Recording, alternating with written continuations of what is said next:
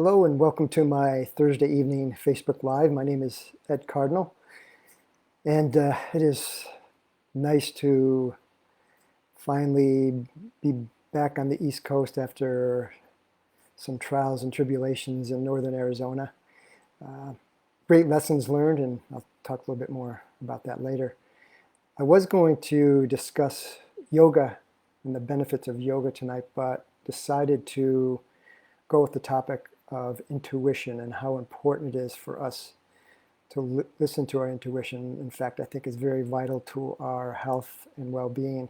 And it's also in alignment with a lot of the things that have been coming up for me in my personal life through this whole transition of moving from Rhode Island. Our feelings are the wings to our intuition. And this is one of the reasons why I feel we as men, particularly in our culture, do not talk about intuition or listening to our intuition because of that feeling piece. We've been taught as men that it's a feminine trait. In fact, you've heard women's intuition or mother's intuition. But I can tell you, men, that you have the ability to tap into your intuition just as much as anyone else does. And there's some ways that you can start to strengthen that ability, and I'm going to talk about that later. Even Albert Einstein knew that intuition was important, and I'll read a quote from him. He said, "I believe in intuitions and inspirations.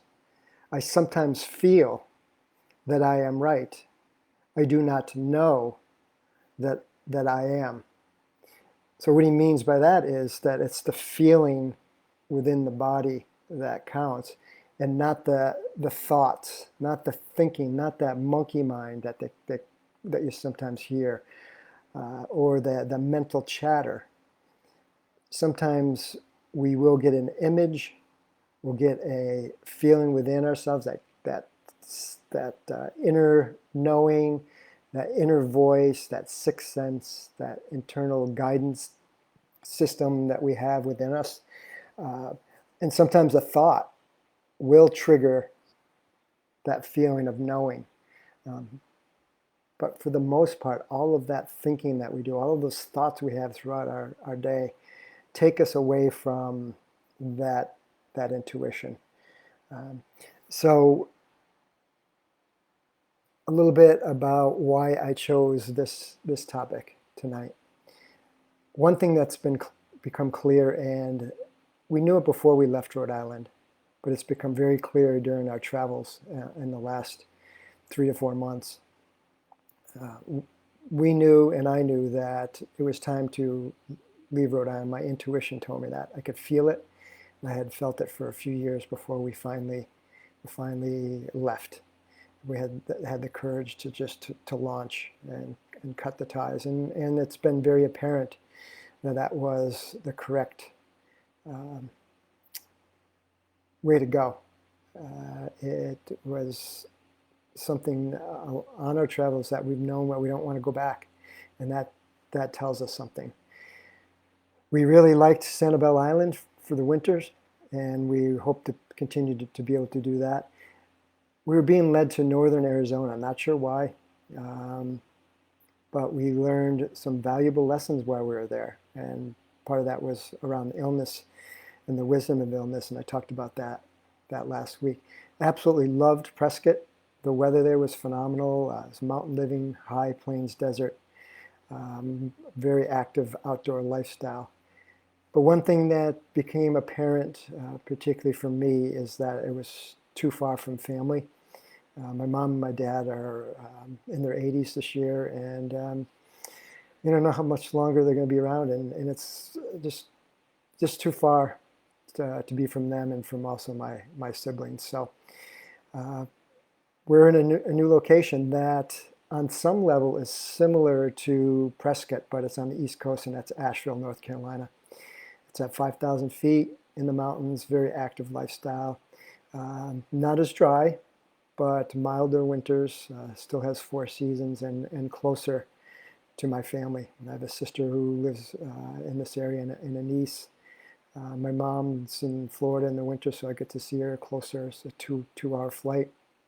And then my brother up in the Northeast, and Jude's family in the Northeast. So it's an easy flight to get up there. So that's why we're here, and we've been here for a couple of days. We'll be here for a couple of weeks, looking to rent before we potentially buy, just to make sure that we like it. So everything happens for a reason. We thought Northern Arizona was going to be it, but there was a reason why we needed to go there. There were some lessons that we needed to learn. And following your intuition is not always going to be what you think is the absolute final answer. It might lead you to that place that you need to be. So for us, going there is what led us here to the Asheville, North Carolina area. So let me talk about 6 ways that you can nourish and grow your natural intuition abilities. One is asking questions. Asking questions of yourself, questions of things that you want answers to in your life, whether it be about your career, whether it be about a relationship, about anything, but ask. You can even ask out loud, almost like a prayer or an intention. But you can also ask just in your mind. Ask the question and be curious and listen to the answers that might come. Again, it might be in images, in a thought, or in a feeling. Tune in. And it's important to have a quiet time to be able to listen, practice listening, sensing, tune in, and alone time. So that's the time when you can hear without a lot of that mental chatter. If you can quiet your mind, tune in and sense and listen. And this is part of what meditation is. You know, meditation is having that quiet time, connecting with your breathing, releasing all of that mental chatter so that you can really tune into the feelings, to that gut feeling, to that inner voice. Write down what comes to you. That's important. I have a journal here that I write down sometimes the dreams I have at night, or if I have those thoughts that come to me that I know are not that chatter, but the thought of the intuition speaking to me, and I know it because I can feel it within my body. And sometimes for me, it's good. I go back and read some of the things I wrote maybe years ago and see how they've come to fruition. Also, tune out the opinions of others, the people who try to put rats in your head. And that doesn't mean that you don't want to get others' opinions, but bottom line is you need to use discernment to figure out what it is that you want. Sometimes it's good to get input from people you trust, people who are going to support you, not the people who are going to put rats in your head, right? And then listen to your gut feelings more. And the way you do that, again, is having that quiet time, meditating, asking the questions, listening, write things down. And I think the other piece that sometimes is forgotten is taking action.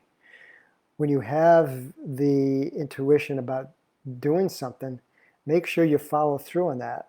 Often we miss that piece and nothing happens in our lives.